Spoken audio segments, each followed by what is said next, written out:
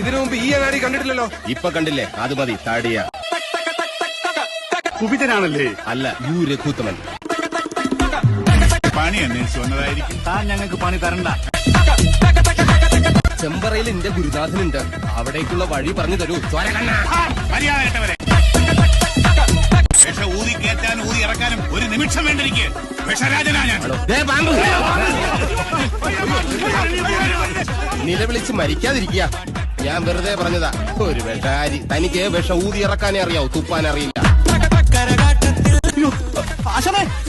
ഇവിടെ വെച്ച് വേണ്ട, അങ്ങോട്ട് മാറി നിന്ന് മുള്ളുക. അതല്ല, കാലിമുള്ളു. കാലിലെങ്ങാനും മുള്ളിയാ കൊന്നുകളയും ഞാൻ. ഇവിടെ ആരും ഇല്ലേ? ഞാനിവിടെ നിൽക്കുന്നത് കണ്ടൂടാ തെണ്ടി.